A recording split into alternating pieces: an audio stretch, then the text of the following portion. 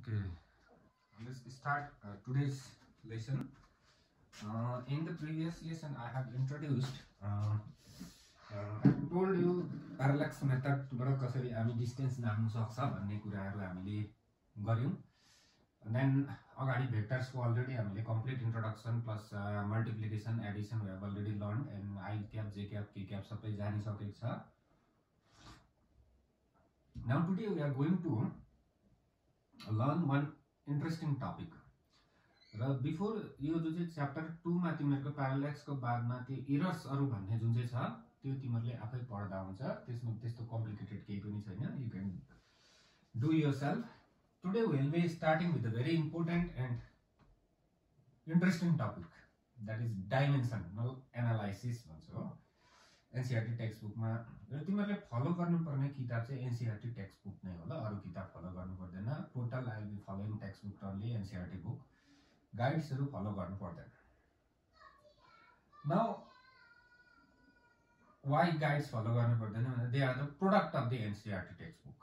त्यसको by products हरु हो नि त. अनि मेन चीजै हामीले पढ्नु फलो गरेको चाहिँ बेटर हो नि त. बाइ प्रोडक्ट्स फलो नगरेर. नाउ के हो त्यो डाइमेन्सनल एनालाइसिस भनेको आज हामी राम्रोसँगले बुझ्नु पर्छ. सिस्टम अफ युनिट्स मा मैले अलिकति भनेको थिए तिमीहरुलाई.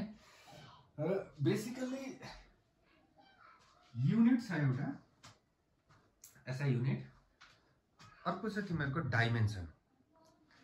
र डाइमेन्सन र युनिटमा त्यस्तो डिफरेन्स खास केही पनि छैन. अलिकति लेख्नेमा मात्रै डिफरेन्स छ. अल्फाबेटमा मात्रै डिफरेन्स छ ल. ओके, नर्मली एमएलटी भनेर लेखेको छ तिमीहरुको एनसीईआरटी टेक्स्टबुकमा. ओके, भेरी केयरफुल हुनु पर्यो ल. This is very important. Entrance एक्जाममा एउटा क्वेशन चाहिँ गर्छ आजको बुझ्यो भने. फन्डामेन्टल कुरा गर्दैछु. अहिले लेन्थकै स्पेलिङ बिर्सिन्छ हो. अब यो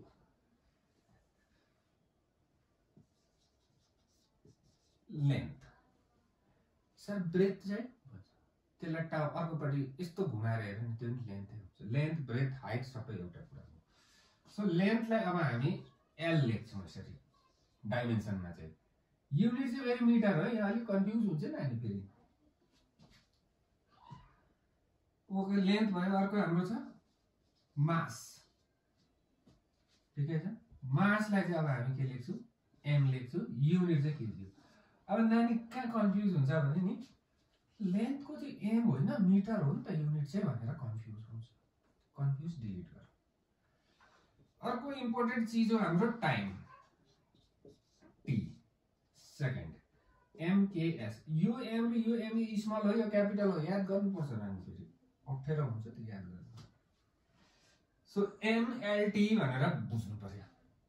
त्यति याद राख. अहिले अरु पनि छ धेरैवटा छ. क्यान्डेला के भन्ने छ. हामीलाई 11 मा अहिले चाहिँदैन. जति चाहिन्छ त्यति खानुपर्छ ल. म पानी खाँदैछु, अब पिउँदैछु. ओके, न MLT. M is mass, L is length, T is time. यति जान्नु पर्यो. सर अब यति जानेर हुन्छ? कहाँ हुन्छ यति जानेर त. ओके, डाइमेन्सन लेख्दै जाउँ ल. सबैभन्दा सिम्पल कुरा फर्स्ट. अब नेक्स्ट च्याप्टरमा सुरु हुन्छ हाम्रो मोसन. पढाउँछु डिटेल्समा. अहिले अलिकति एक्जाम्पल मात्रै दिँदैछु. व्हाट इज मोसन भनेर भने थोरै एउटा डेफिनेसन दिँदैन. कोनी के सर, कोनी के. सिम्पल कुरा जान्नु पर्छ. नाउ म यहाँ बेला बेला स्क्रिनमा छु, बेला बेला छुइनँ. मतलब म मोसनमा छु नि त, हैन? व्हाट आई एम डुइङ भन्दै चाहिँ त आफै मोसनमा छ भनेर के सोधेको भन्छ. होइन नि, कुरा चाहिँ यस्तो हो नि त. I am changing my position. मेरो पोजिसन चेन्ज गर्दैछु.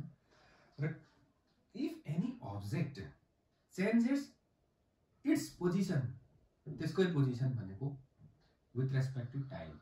1 सेकेन्डमा अर्कै ठाउँ छ, आफ्टर 1 सेकेन्ड अर्कै ठाउँ छ, आफ्टर 1 सेकेन्ड अर्कै ठाउँ छ भनेपछि if it is changing it's position with time. 1 बजे त्यहाँ थियो, 1 बजेर 10 सेकेन्डमा अर्कै ठाउँ छ. मतलब that is in motion. First word. When the object is said to be in motion भनेर आउँछ हो. थोरै लेख्दैन हो. सिम्पल छ. If the object changes its position with respect to time, it's in motion. अब फर्स्टले जाने मोसन बुझ्यो. मोसनमा भइसक्दाखेरि सपोज यो मार्करलाई मोसनमा ल्याउँ ल. यहाँ छ टु टु टु जान्दैछ डिस्टेन्सको कुरा आइहाल्यो कति बाटो हिँड्यो अब मोसनमा भनेपछि हिँड्यो भने कति हिँड्यो फर्स्टमै आउने चिज के रहेछ डिस्टेन्स र त्यसको सँगसँगै प्यारलल ट्विन्स चाहिँ भन्नु मिल्दैन ट्विन्स चाहिँ बराबरै हुन्छ नि त फेरि हो यहाँ ट्विन्स चाहिँ भन्नु मिल्दैन त्यस्तै चिज हो डिस्प्लेसमेन्ट ओके भनेपछि एउटा डिस्टेन्स छ राम्रो सुन्नु एउटा डिस्टेन्स भन्ने चिज आयो ध्यान दिएर सुन्नुपर्छ अल्छी नमानिकन त्यही कन्सेप्ट चाहिँ त्यसमै हुन्छ नि त फेरि डिस्टेन्स भयो अर्को डिस्प्लेसमेन्ट छ अलिकति बुझाइहाल्छु ल त्यसो गर्दा नेक्स्ट च्याप्टरमा यो कुरा म बुझाउँदिनँ फेरि ध्यान दिनु पर्यो एदेखि बी गान्तोक टु आज वेस्ट जानुपर्छ हौ कहाँ जाउँ वेस्टमा सोरेङ जाउँ ल गान्तोक यो सोरेङ सिक्किमलाई प्लेन बनाइदियो एकछिन हामी हिल्स छ नि सम्झ प्लेन छ यो सबै प्लेन छ यो गान्तोक यो सोरेङ अब मेरो क्वेसन छ कतिवटा बाटो छ सोरेङ जाने सर जुम सालगढी भएर जान्छ होला एउटा यता कता 2-3 वटा बाटो छ होला होइन नि बाटो त इन्फाइनाइट हुन्छ नि अब प्लेनमा छ नि त हामी त अहिले त होइन यही हिल्समा पनि इन्फाइनाइट बाटो हुन्छ खन्नु पर्यो नि त बनाउनु पर्यो सो यो बाटो जान्छ अरे एउटा मान्छे ओ सोरेङमा पुगेर चिया खायो अब होइन कम्ती छिटो पुगेन हौ सोरेङ एकैछिनमा ढिल्लीले गयो नि अर्को बाटो छ नि त हौ अन्त यताबाट नि जान्छु दुईटा बाटो रहेछ अर्को पनि छ अलिक यताबाट जाँदैन यसरी यसो गर्दै जाँदैन so how many paths are possible to connect two points infinite paths infinite बाटोहरू पोसिबल छ ओके राम्रो कुरा छ अब डिस्टेन्स भनेको कुरा बुझ्नु के पर्छ डिस्टेन्स भनेको चाहिँ नि यो बाटोको लेन्थ यो बाटो गयो कति लेन्थ छ यो बाटोको path length is a distance is a path length अनि त्यो त भन्छ नि त्यो पल्लो बाटो जानुपर्छ अलिक छिटो पुग्छ त भन्छ त्यो घुमेको बाटो चाहिँ ढिलो हुन्छ पहिलो लडे चाहिँ यताबाट घुम्नुपर्छ सो डिस्टेन्स डिफरेन्ट हुन्छ डिफरेन्ट पाथको लागि दुईटै पोइन्टको बिचमा जानुको लागि इम्पोर्टेन्ट फेरि भन्दैछु एदेखि बीमा जाने इन्फाइनाइट पाथ्स हुन्छ र डिस्टेन्स डिफरेन्ट हुन्छ डिफरेन्ट पाथमाथि ओके त्यसो भए यो बाटो चाहिँ सर्टेस्ट पाथ हो छोटो बाटो हो नि त यसलाई चाहिँ डिस्प्लेसमेन्ट भन्छ सो व्हाट इज डिस्प्लेसमेन्ट भन्दा सर्टेस्ट पाथ अहिले नलेख्नु कि नेक्स्ट च्याप्टर पढाउँदा यही भिडियो हेरेर लेख्नु त्यहाँबाट अगाडि पढ्नु फेरि हो नभए 5 पेज जस्तो छोडेर पछाडि मोसन इन स्ट्रेट लाइन लेखेर लेखिराख्दा पनि हुन्छ so distance is the length of the path travelled displacement is the shortest distance between initial and final point important कुरा भन्दैछ इनिशियल एन्ड फाइनल अब यस इनिशियल भयो सोरेङ फाइनल भयो अब यस गान्तोकबाट सोरेङ गयो सोरेङबाट गान्तोकै आइपुग्यो भने त फेरि जिरो भयो नि त सर्टेस्ट डिस्टेन्स इनिशियल पनि गान्तोक भयो फाइनल पनि अझै डिस्प्लेसमेन्ट जिरो हुने र डिस्टेन्स जिरो नहुनेको एक्जाम्पल दिन्छ तिमीहरू बिहानै उठ्छ होला नि त बिहानै 8:30 मा उठ्छ हो बिहान 5 बजी उठ्यो कोही 8 बजी उठ्छ त्यो आफ्नो हो अब बेड हो नि त बेडबाट उठ्यो सर म त भुइँमा सुत्छु भने भुइँमा नि बेडै हो नि त अन्त गयो ब्रस गर्यो त्यहाँबाट चिया पाकेन खानु पर्यो हिँड्दैछ अब कता हिँड्दैछ नि होइन त्यहाँबाट कनी कहाँ गयो बजार गयो कनी के गर्यो सबै काम सक्यो बेलुका कहाँ आएर सुत्छ त्यही बेडमा आउँछ नि त भनेपछि what is the distance displacement भने नि जिरो भयो इनिसियल पनि बेडमै थियो बिहान बेलुका सुत्ने बेला पनि बेडमै आयो डिस्प्लेसमेन्ट जिरो भयो तर डिस्टेन्स जिरो भएन नि त त्यो अहिले त डिजिटल घडीहरू पाउँछ नि कति पाइला हिँडेको पनि के हेर्ने त्यो जिरो देखाउँथ्यो फेरि I think distance and displacement is clear अब एउटा कुरा फेरि भन्छु यो बाटो कति किलोमिटर 100 किलोमिटर राखिदिउँ यहीबाट बीमा जाने यो अलिक कम्ती रहेछ 90 किलोमिटर राखिदिउँ यो 10 त साह्रो बेसी कम्ती हुन्छ होला 50 किलोमिटर राखिदिउँ न मेरो राम्रो ध्यान दिएर सुन एबाट मान्छे यो बाटो गयो सुरु गयो बीमा पुग्यो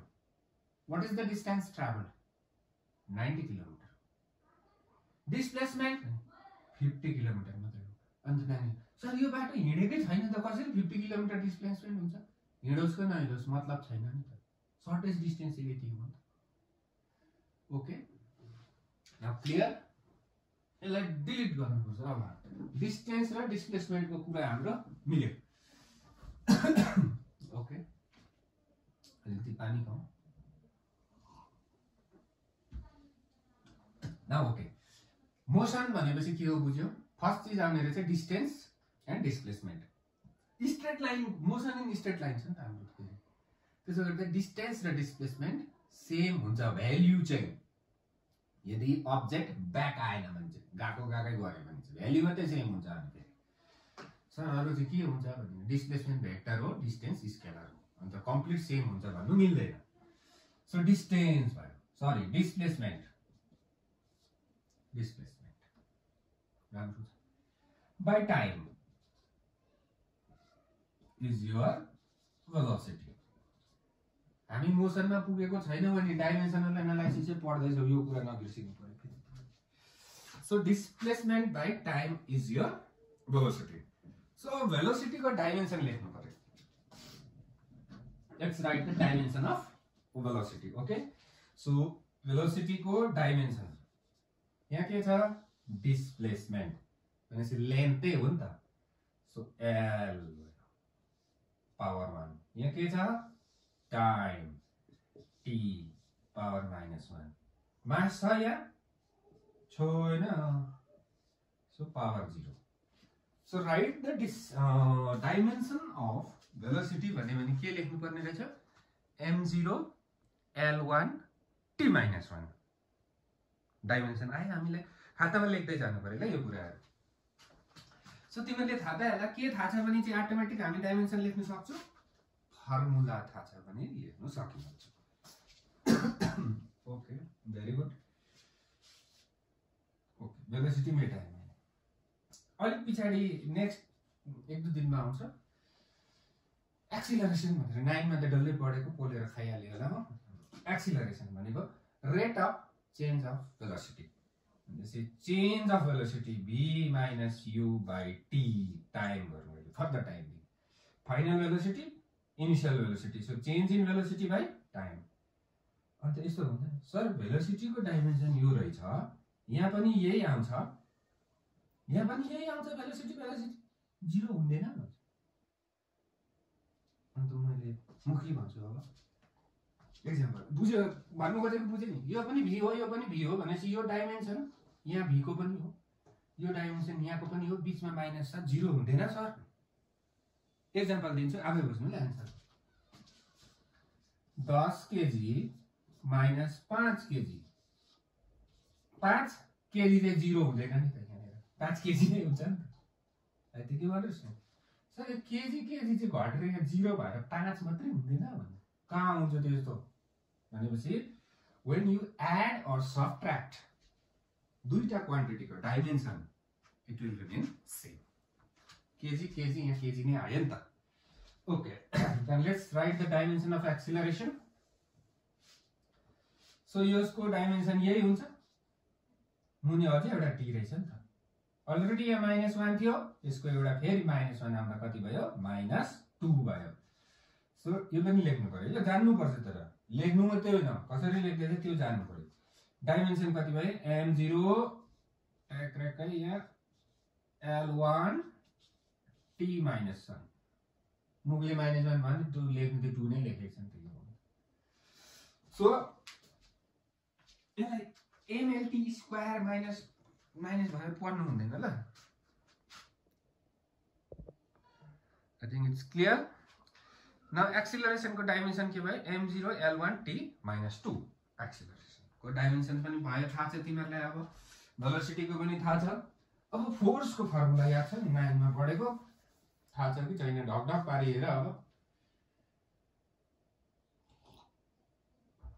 ओके, फोर्स को डाइमेन्सन लेखौँ। F = ma हो नि त फर्मुला, मास इन्टु एक्सिलरेसन। हाम्रो न्युटन साहबको सेकेन्ड ल हैन। सो एक्सिलरेसन को डाइमेन्सन अहिले भर्खर थाहा थियो हामीले, लेखेको छ खातामा छ। m पनि थपियो। सो के भयो? m पनि आयो, जन्म्यो 1 l1 T minus 2 is the dimension of force. Force को dimension. अब प्रेशर को लेख्नु पर्छ. प्रेशर भनेको force by area. Now you know area length into breadth, so L कति आउँछ. यस्तो पाराले लेखेर कहिले पनि सक्दैन. बहुत छ. फर्मुला याद गर्नुपर्छ. र सर हामीले फर्मुला याद छैन हो भन्छ नि. याद गर्नुपर्छ त्यो छैन भने. ओ कहाँ छ सर हेर्नु पर्यो नि त हो भन्यो भने चाहिँ एनसीईआरटी तिमीहरुको पार्ट 1 को टेक्स्ट बुक को पछाडी जानु. लास्ट पेजमा जानु. एनेक्सरहरु छ त्यहाँनेर सबै फर्मुला क्वान्टिटी फर्मुला डाइमेन्सन लेखेको छ. र त्यो चाहिँ तिमीहरुले फर्स्ट 15 वटा चाहिँ याद गर्नु पर्यो. ओके. नाउ यो पनि भयो. सर डाइमेन्सन यति हो लेख्नु मात्रै पर्छ अरु के गर्नु पर्दैन यसको लागि भन्ने कुरा छ फेरि. त्यो फाल्टे पार्ट हो. त्यसको लागि अब पढाउँछु के गर्नुपर्छ. Dimension is very important. तिमीहरुको म क्लास 11 को कुनै फर्मुलाहरु अहिले लेखेको छैन. किनभने तिमीहरुलाई यादै छैन नि त. फर्मुला लेख्दा तर्सिन्छ फेरि. अब 9 को लेख्दैछु फर्मुला कि त्यही पनि तिमीहरु तर्सिन्छ होला.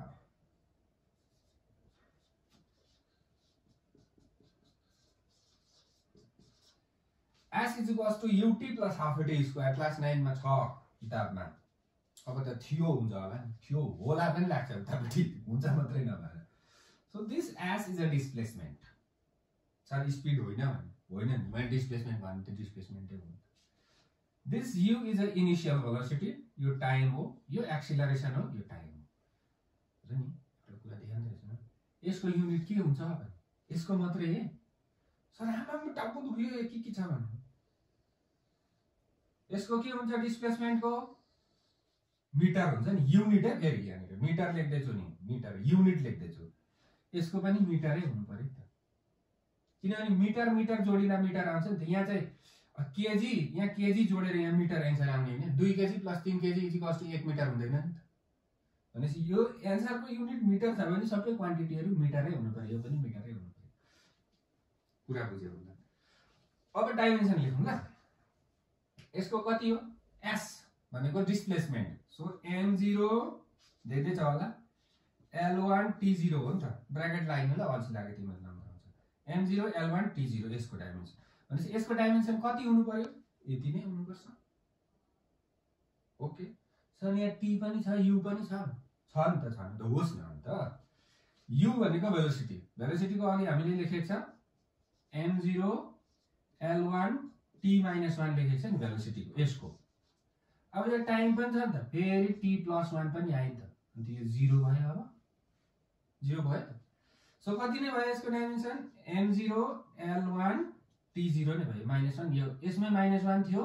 यसमा पनि एउटा छ नि त. अब एक्सिलरेसनको हेर यहाँ अघि लेखेको के छ. एक्सिलरेसनको मात्रै m0 l1 t - 2 छ नि त. अब यहाँ t स्क्वायर छ नि त फेरि. अन्त t + 2 पनि आउँदा यो पनि 0 भयो नि त t. सो हेर त अब now look at this. The dimension of all the terms are same. राम्रै छ. फिजिक्समा यसलाई भन्छ homogeneity of the equation.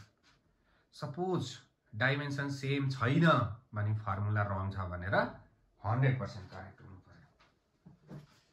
Correct भन्दैन 100% के भन्छ कन्फर्म भने जस्तो 100% भन्नु पर्दैन नि त. फेरि एउटै कुरा त सेन्टरको बीचमा राखेर गोली चला भने जस्तै हो त्यो. ओके. भनेपछि whenever we write any of the formula in physics, the dimension of all the terms has to be same. If it is not same, then formula mistake छ नि त. अरु त कुरै छैन केही पनि हैन. सर यति हो भनेपछि यसले के हेल्प गर्यो भन्दा समटाइम्स तिमीहरुले एक्जाममा फर्मुला याद आयो हो लेख्यो. डाउट छ अब हो कि होइन भने पछाडी अगाडि त्यो चाहिँ थाहा छैन.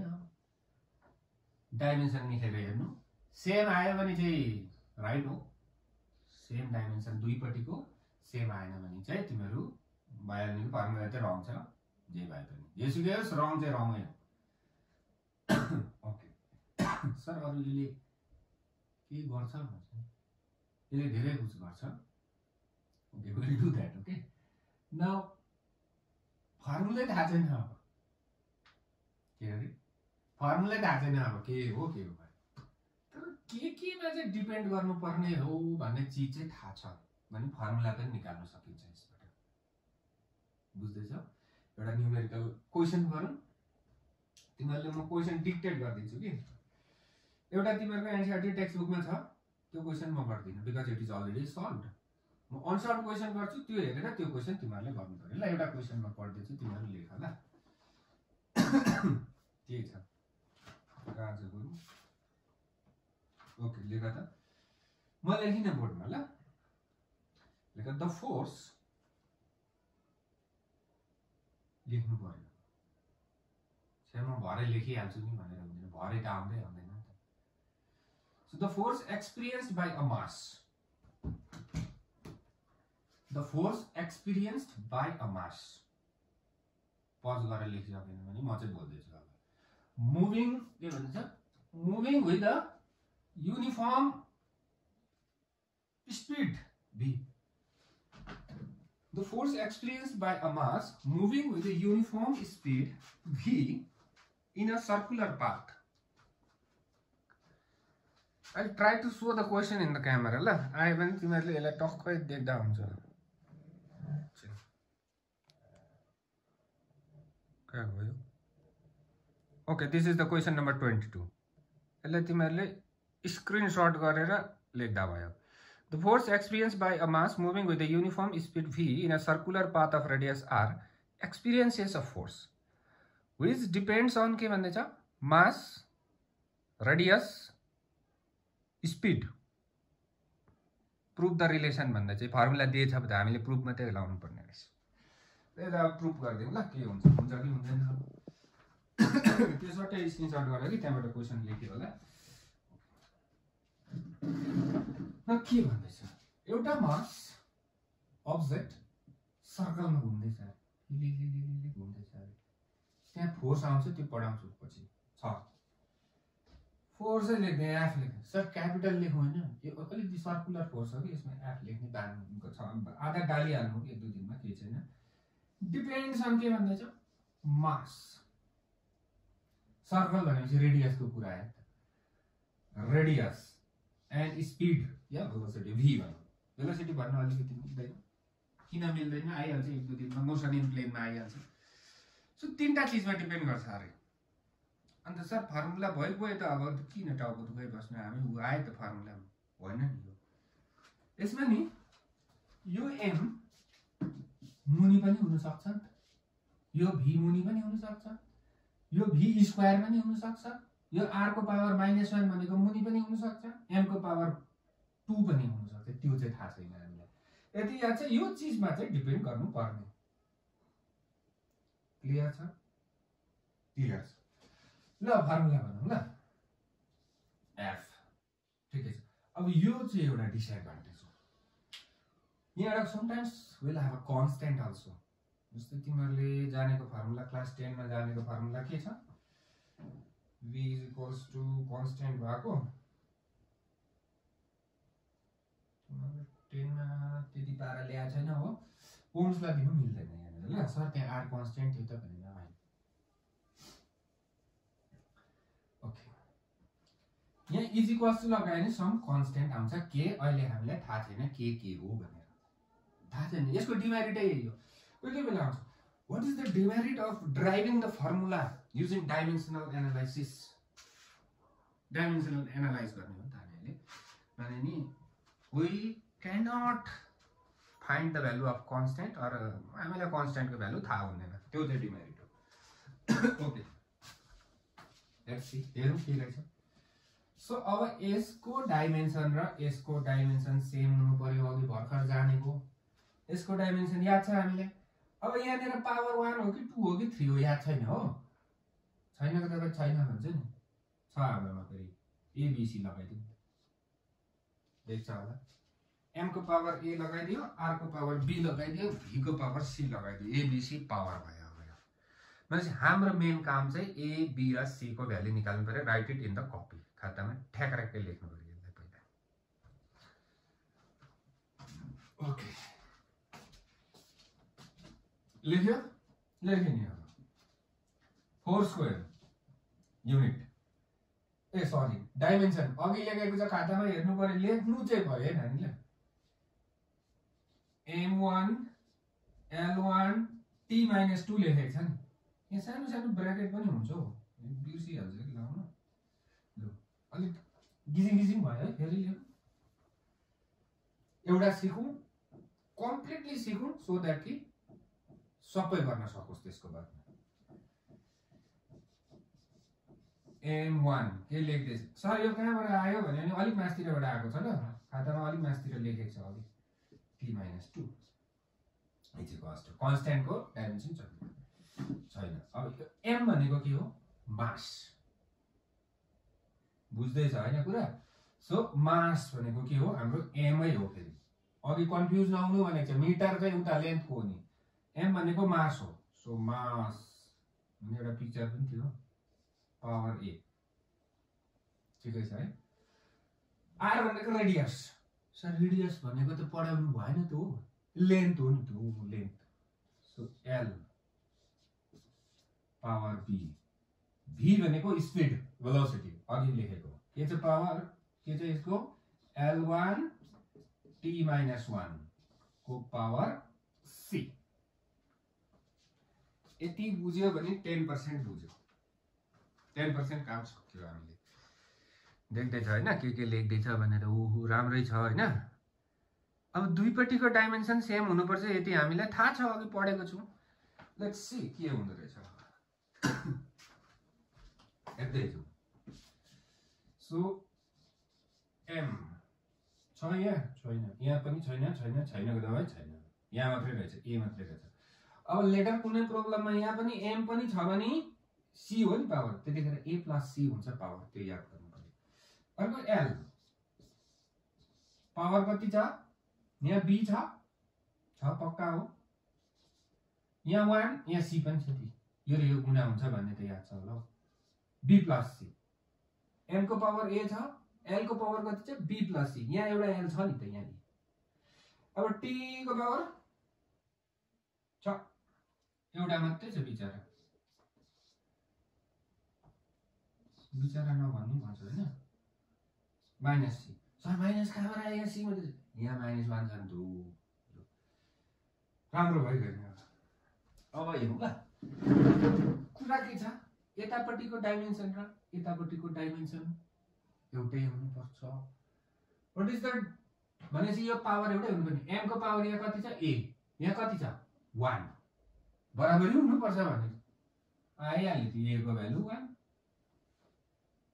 सजिलो पो रहेछ हो भन्दै छ होला a को पावर 1 आइहाल्यो t को पावर कति छ यहाँ -c यहाँ कति छ -2 रहेछ भनेपछि c यहाँ -2 छ t को पावर यहाँ t को पावर -c छ भनेपछि -c is equals to -2 minus छ्यासै भयो सो c पनि आइहाल्यो सजिलै रहेछ भन्दैछ होला हो सजिलै छ नि अब यहाँ l को पावर कति छ 1 छ यहाँ कति छ b + c भनेपछि b + c is equals to 1 sir b थाहा छैन यही छ त हो b कहाँ ए b त थाहा छैन नि त c छ नि त यहाँ c 2 छ नि त भनेपछि यहाँ b + 2 लेखौँ so b is equals to यो उता जाँदा माइनस हुन्छ भन्ने त याद छ होला थाहा छैन भने त्यो नयाँ कुरा हुन्छ तिनीहरूको लागि -1 ले सर यहाँ 1 2 कहाँबाट -1 भयो भन्नु एकताल दिमागमा अलिक झट्का लगाउँ यो -2 भयो 1 - 2 -1 भयो न जेसुकै भयो भने हामीलाई एबीसी को भ्यालु थाहा छ अब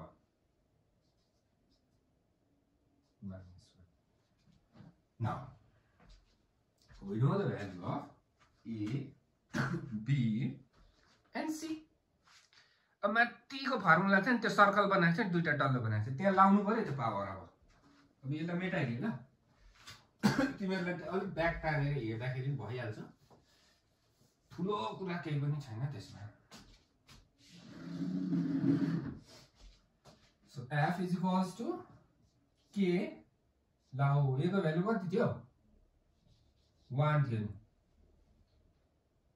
राम्रो छ c को भ्यालु कति थियो 2 थियो b को भ्यालु कति थियो -1 थियो नि सो -1 भनेको मुनि हो नि त आयो त पर्नु f = k mv²/r यो k को भ्यालु चाहिँ 1 हो यहाँनिर चाहिँ हो म हामीले याद छ त्यही चाहिँ अब डिमेरिट चाहिँ त्यही हो नि त जब थाहा हुँदैन त्यतिखेर के लेखेर छोड्देऊ केही प्रब्लम छैन सो f = कति आयो mv²/r अब अलिकति दिमाग कडा हुने नानीले हेर्नु ल अरूले सुन्नु दिमाग कडा हुनेले हेर्नु पनि हेर्नु सबैले हेर्नु ओके सर भन्छ नि हजुर f = ma लेख्नु हुन्थ्यो अघि हो त लेखेको मास इन्टु एक्सिलरेसन भन्थ्यो अहिले फेरि m त ओके छ m छ आफ्नै ठाउँमा v²/r आयो v²/r लजिकल थिंकिङ भन्छ यसलाई चाहिँ हो फिजिक्समा अघि चाहिँ f = ma लेख्यो यो a चाहिँ एक्सिलरेसन भन्यो यो पनि फोर्सै हो नि त अहिले चाहिँ mv²/r लेख्नु हुँदैछ तपाईले यो चाहिँ एक्सिलरेसन यो चाहिँ के हो भन्दाखेरि यो पनि एक्सिलरेसन हो यो चाहिँ कुद्दाखेरिको हो नि त यो चाहिँ घुम्ने हो नि त घुम्दाखेरिको सर्कुलर एक्सिलरेसन चाहिँ v²/r हो हामीले यीबाट एनालिटिकल थिंकिङबाट थाहा पायो दिस मस्ट बी एक्सिलरेसन किनभने सर्कल भन्दै चाहिँ सर्कुलर एक्सिलरेसन होला नि त यो चाहिँ भनेर बुझ्दा हुन्छ बुझ्दा मात्रै हैन पक्कै हो त्यो पनि हुँदै हो Now, this is the thing. Now, you can get many questions. Google में पाउँछ dimensional analysis, but don't look at the solution. Solution चाहिँ हेर्ने बानी गर्नु हुँदैन किनभने एक्जाममा कसैले सल्युसन देखाउने वाला छैन यो कुरा याद राख्नु अब के भन्नु थियो भने सक्यो त यस्तो क्वेशन्सहरु तिमीहरुले आफै प्र्याक्टिस गर्नु अब यो आफै बनाउँदा चाहिँ हुँदैन यो क्वेशन्सहरु चाहिँ फेरि ल केमा डिपेन्ड गर्छ त्यो थाहा छैन तिमीहरुले सपोज मैले यहाँ लेखे नि मास यो अर्को यहाँनेर केमा डिपेन्ड गर्न सक्छ हो कुनै एउटा मैले प्रेसर लेखेर p लेखेको भए त्यसको भ्यालु 0 आउँथ्यो डिपेन्डै गर्दैन इन्डिपेन्डेन्ट हुन्थ्यो so I think you got my point बुझ्यो होला र एनसीईआरटी को अब तिमीले टेक्स्ट बुकमा एउटा एक्जाम्पल छ क्वेशन के थियो भने नि the time period of a simple pendulum pendulum भनेको सुनेकै छैन होला फेरि यस्तै हुन्छ यो चाहिँ स्केल हो कि यो डोरी हुन्छ यहाँ त्यसले एउटा बब भन्छ सर मार्ले भन्ने बब कि अर्कै बब भन्छ हैन भाइ डल्लो खाले बब भन्ने त्यो यसरी हलिन्छ यो पेन्डुलम भइहाल्यो मान्छेलाई पेन्डुलम छ हो भन्दै नि त्यो फिक्सै हुँदैन घरि यता घरि उता हुन्छ नि त्यस्तैलाई पेन्डुलम भन्छ हो फिजिक्समा चाहिँ र अब यसको यहाँनिर हेर ल यहाँबाट टुइँ यहाँ गयो सुइँ यता आयो फेरि यहाँ पुग्यो नि जहाँ थियो त्यहाँ आइपुग्यो होइन त्यसलाई एक साइकल भयो भन्छ र त्यो टाइमलाई चाहिँ टाइम पिरियड भन्छ पढाउँछु लेटर हामी पढ्छौँ टाइम पिरियडको बारेमा सो त्यो टाइम पिरियड चाहिँ केमा डिपेन्ड गर्छ भनेर लेखेको छ होला क्वेसनमा कि छ it is there in the NCERT text book के छ भने नि length of the string mass of the bob mass बबको मास पनि होला एक्सिलरेसन ड्यू टु ग्राभिटी त्यो तीनटामा भनेपछि लेन्थको एल भइहाल्यो त्यही त्यहाँनिर के हुन्छ टी हुन्छ नि डिपेन्ड्स अन सर मार्करले लेखिदिइहाल्नु नि हो त्यति भन्ने कुरा हुन्छ नि फेरि यहाँ T time period depends on length, mass, gravity. A, B, C आयो नि अब यतापट्टि M0, L0, T1 भयो नि त M0, L0, T1 यो टाइम मात्रै छ नि त सो अब यतापट्टि पनि ABC आउँछ अघिकै जस्तो लेन्थको LA भयो यो मास भयो एक्सिलरेसन ड्यू टु ग्राभिटी एक्सिलरेसनकै हुन्छ युनिट अघि पढेको थियो LT - 2 भनेर त्यो लगाउनु पर्यो ABC है जस्तो मिलाउनु पर्यो इक्वेट गर्नु पर्यो ABC को भ्यालु यतापट्टिसँग भ्यालु आइहाल्छ कन्स्टेन्टलाई के लगाइदियो सर जहिले के लाउनु न थाहा छैन भने के नै लाउनु पर्यो नि त थाहा छ भने त जे थाहा छ त्यही लगाइदियो so I think this is the thing यो च्याप्टरमा अलिकति त्यो एरर रिलेटेड कुराहरू पढ्नु तिमीहरूले जस्तै अलिकति म भन्छु 2-4 शब्द बोल्नु मन पर्यो भन्छ स्पिच गर्दा त्यस्तै एरर भनेको के हो एरर भनेको मिस्टेक कसरी हुन्छ हेरौँ ल मिस्टेक कसरी हुन्छ धेरै प्रकारले हुन्छ मार्कर फेरि छोडेछु। यो तिमीहरूले पढ्दा बुझ्ने कुराहरू छ ल। त्यो पछाडि म्याथमेटिकल इरर पर्सेन्टेज क्यालकुलेसन छ, त्यो म सिकाउँछु, कुनै दिन सिकाउँछु। अहिले पर्दैन, तिमीहरूले यो पढिसक्नु पर्यो नि त पहिला। यो लेन्थ छ, नाप्नुपर्छ, नाप्नु पर्यो। अब इरर आउँछ भन्छ, यहाँ मैले नापेँ ल, तिमीहरूले त यसको त देख्दैन होला हो। यहाँबाट यहाँ पुगेको 30 रहेछ। अब यसले अलिक नाप्नु पर्यो, 34 सेन्टिमिटर सर इरर छ नि त। अब यहाँबाट मैले उठाएर लाँदाखेरि त बा अलिकति 0.5 तल माथि भयो होला। मैले यहाँबाट हेर्दैछु नि, अब हुँदैन नि, यसरी हेर्नुपर्छ नि त, अन्त मात्रै करेक्ट रिडिङ देख्छ नि त। भनेपछि यो इरर भएन। What is the source of the error भन्दाखेरि चाहिँ एस्टिमेट गऱ्यौँ नि हामीले, अन्त चाहिँ 6 लाई लगाइदिनु त भन्यो। कति पुग्यो हो, खै 2 वर्ष त पुग्यो होला हौ। त्यो चोइले चाहिँ सबै खतम बनाइदिइहाल्छ नि त्यहाँनिर। त्यो चाहिँ के भन्छ, एस्टिमेट गर्नु छ।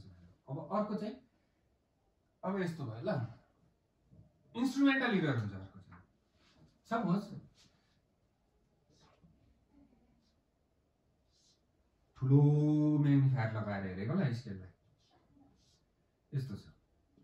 अब यसको भ्यालु चाहिँ लेन्थ चाहिँ यहाँ आइपुग्यो। अब लियो 1.5 2 अरे। 1.5 भन्दा अलिक बेसी, 2 भन्दा अलिक कम्ती लगा भए त्यहाँ कति चाहिँ लाउने त? यो त मैले गरेको इरर होइन नि त, यो इन्स्ट्रुमेन्टमै इरर छ नि त। त्यसलाई लिस्ट काउन्ट इरर भन्छ। सो बुझ्दैछ होला कुरा। अब र्यान्डम इरर पनि भन्छ, र्यान्डमली एउटा भ्यालु लगाइदियो त भाइ त्यहाँनिर भन्छ, इरर भइहाल्यो नि त त्यसरी। सो इन्स्ट्रुमेन्टल इरर हुँदो रहेछ, र्यान्डम इरर हुँदो रहेछ, धेरै डिफ्रेन्ट टाइप्स अफ एरर। त्यो जान्नुपर्छ के रहेछ। तिमीहरूले हल्का रिडिङ दिनु, टक टक टक टक जानु। बुझ्दैछ, इङ्ग्लिसमा लेखेको छ सर, म्याथमेटिक्स फिजिक्समा लेखेको हुन्छ। फिजिक्स त म्याथमेटिक्समा भन्नुहुन्थ्यो, त्यो त यहाँ इङ्ग्लिसमा छ। त्यो चाहिँ तिमीहरूलाई नपढाएको, मैले आफू पढिहाल्छु नि इङ्ग्लिस। म्याथमेटिक्समा भएको जति चाहिँ म पढाउँछु नि त। ओके म्याम, आज यहीँ राखौँ। So most probably in the next lesson, most probably होइन, कन्फर्मै हो, next lesson will start with the motion in straight line. हाम्रो गाडी स्ट्रेट लाइनमा कुद्छ, त्यहाँबाट प्लेनमा कुद्छ। सर एरोप्लेनमा भनेको होइन भाइ, प्लेनमा होइन, त्यो एरोप्लेनमा होइन, अर्को प्लेनमा कुद्छ। प्लेन भनेको अब के भन्छ, सर्फेसमा कुद्छ। त्यहाँबाट लज अफ मोसन भन्ने आउँछ च्याप्टर हाम्रोमा। त्यसरी वर्क, पावर, इनर्जी के आउँदै जान्छ। विल स्लोली अगाडि बढ्छौँ।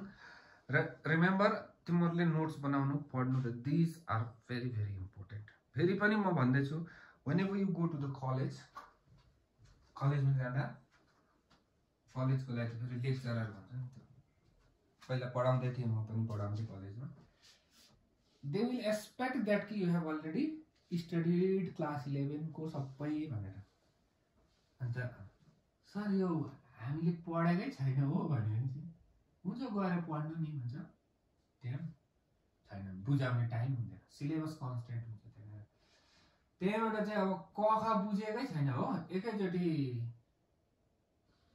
के भन्नु, त्यो सेन्टेन्स फर्मेसनमा चाहिँ तिमीहरू पुगेपछि नि यो फिजिक्स अप्ठ्यारो हुँदो रहेछ हौ भन्छ।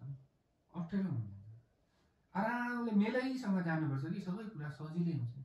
लेस भन्छ नि, जुत्ताको लेस खोल्नु जानेन भने गाँठो पर्छ, गाँठो परेपछि अप्ठ्यारो हुन्छ। फिजिक्स पनि त्यस्तै, लेस खोले जस्तै आरामले च्यानलाइज पाराले कुन चाहिँ पेजबाट जानुपर्छ, कतिखेर कुन चाहिँ पढ्नुपर्छ, त्यो सँगै जानुपर्छ, आरामले खोलिँदै जान्छ। तर आज चाहिँ म च्याप्टर 7 पढ्नु पर्यो हो भने केही पनि बुझ्दैन एकैचोटि जाँदाखेरि, अगाडिको बुझ्नुपर्छ। ठुल्ठुलो मान्छेहरूले लेखेको किताब हो, जस्तो तिमीहरूको यो साइन्स किताब, फिजिक्स किताब हेऱ्यो भने तिमीहरूले हेर्छौ त्यहाँ जेबी नार्लेकर भनेर, जेएनबी नार्लेकरले लेखेको, इज एन एमिनेन्ट प्रोफेसर। आयुकामा हुनुहुन्छ, okay, these are different thing, कन्सेप्टमा आउँदैन यो पार्ट।